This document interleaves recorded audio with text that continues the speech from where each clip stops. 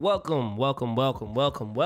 It's the coach's break room, man. Let's break down some film. Let's take a look at this Celtics Nuggets game. The Celtics have been hot right now, man. The Celtics have kind of been on a tear, beating a lot of playoff teams handily. They had the win against the Brooklyn Nets a couple weeks ago. They took care of business against the Nuggets most recently. And, as a Sixers fan, I'm getting more and more concerned with the Celtics. Let's break down the film of this game. Let's see what they did well.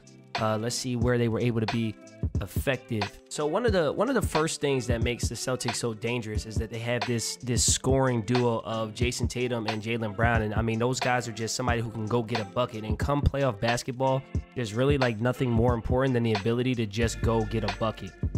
Here you get the kick to Marcus Smart in the corner. One more to Jaylen Brown, little up fake, 3-ball, split yak. I mean, Jaylen Brown has become more and more efficient each year, and it's pretty impressive to see his game grow. And then you got a guy like Jayson Tatum. You got one of the most talented young scorers in the league. Jayson Tatum coming off of this flare here. And I don't know what Jokic is doing. This is one of the reasons why I think Joel Embiid is the MVP of the league, because Jokic is just not very good defensively. He's here in the middle of the paint. He should really be up much higher here to be able to help on this flare. Instead, he's sinking all the way down into the paint. You get Tatum coming off of this screen here, little bitty bop. He's got Jokic on his heels, and Tatum is going to pull up. That's a layup for Jayson Tatum. So you see right off the bat, you got these two dynamic scorers who can go get a bucket when you need one. Someone else who's been playing extremely well for the Celtics as of late is Robert Williams. And you can see here how effective he is moving off the ball. So he's going to slip on this screen, right? He senses that Jokic is kind of jumping out a little bit. They're going to blitz Marcus Smart, try to double him a little bit off the screen.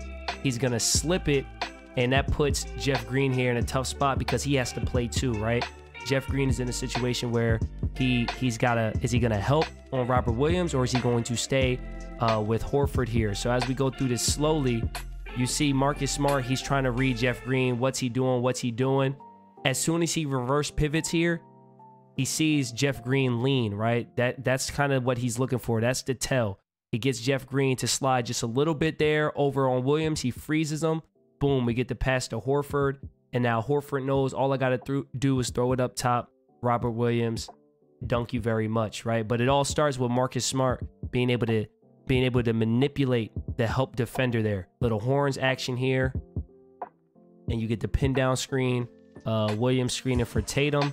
Again, Jokic just chilling here, man. Like, I'm not really sure what he's doing. He's not really helping much on that curl from Tatum. And now he's reacting late. See, now Jokic is kind of like, oh man. Like, obviously you can't just let Tatum catch it 15 feet from the basket wide open because that's a shot, right? He's late here. And now when he steps up, he freezes just a little bit. That's all he needs. That freeze is all you need for Tatum to then go make a play. He recovers pretty well, right? He actually makes a pretty good play on the ball, but it's just too little, too late.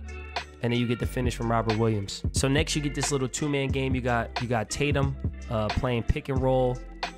You get this hard hedge here, right? Hard hedge meaning the help defender is going to step out and try to pressure the ball handler. Try to get him to either pick up his dribble or take a dribble back.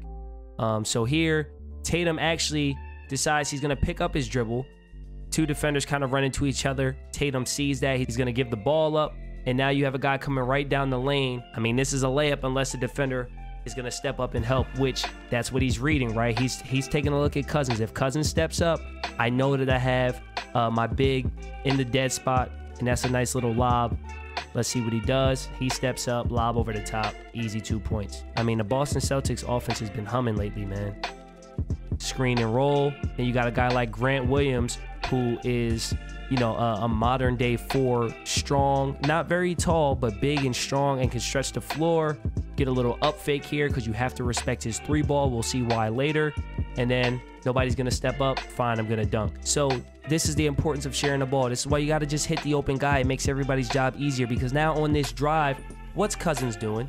Cousins, in his mind, he's like, there's no way I'm stepping up again because last time I stepped up, he threw an alley-oop over my head for a dunk. So this time I'm going to stay pressed to my guy. I'm going to make sure that doesn't happen.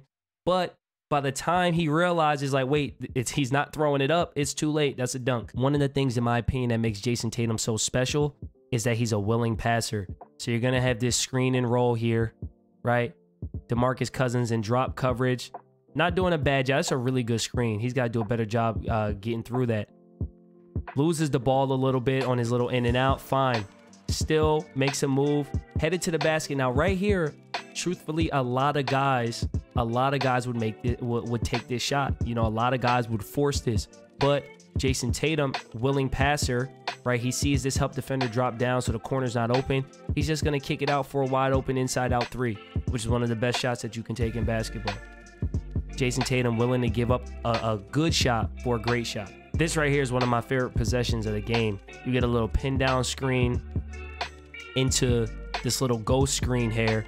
All of this is really just false action, right? Like, they're just trying to get the defense moving, get guys having to react, having to help, which is going to open something up later. Take a look at Jokic this whole time. He's not really seeing the ball, right? Finally, he gets his head turned. And all of this action, right, on one side of the floor, what they're really just trying to set up is this reversal into a pick and roll. Now, because you had Jokic kind of sleeping a little bit, Robert Williams is sprinting into this, and look how far off Jokic is, right? All because he got caught ball watching and falling asleep. Now, he should be up much higher, especially with a guy like Jaylen Brown who can pull up from three. Jaylen Brown, this is a wide open shot, but this is what I love. I feel like in previous years, he might have settled for that. Instead, I'm going to attack you. I got you on your heels. Now I'm going to pull up from 16 feet instead of 23 feet. You reach. That's a foul and a bucket and one. So I made that point earlier that it's important to pass the ball. It's important to give up the ball and just hit the open man because of what it sets up the next time, right? If you recall earlier in this video, we watched a clip where Jokic was defending a pin down screen for Tatum. And he didn't really step up, right? He was kind of late to step up. And by the time he goes to help, they threw a lob over the top. Well, watch what happens on this one. He remembers this. The Joker's a smart player, right? Like, he's like, okay, that pin, look, he's already looking. Pin down's coming. I'm not getting beat on this again. So he decides he's going to stay up early. Robert Williams sees this. The Celtics probably even talked about it. And now you get this slip right away because now he's up too high into an alley-oop, right? But again, it's all set up by the fact that in a previous play, he was late. He got beat on it. So this time he presses up so that he doesn't get beat on the curl and he gets beat on the slip instead. The Celtics, man, again, their offense has really been humming. They've been doing a great job adjusting, especially in game. Their in-game adjustments have been great. Now, as a Sixers fan, this play right here scares the crap out of me because the Sixers' #1 weakness, transition defense, and the Celtics, they will outwork you. They will make you play hard. And if you don't, things like this happen. You got Robert Williams running the floor. Like, this isn't great offense. This isn't anything special. This is, I'm going to beat you down the floor. And Marcus Smart just gives it up. Easy 2 points, right? So you feel good about yourselves. You just got a bucket. And just like that, you gave up 2 points. Look, even the coaches are just chilling, looking back at the replay. You got to get back on defense, man. Celtics, full of guys that they just play good basketball, right? They play good basketball. They take open shots. They give it up.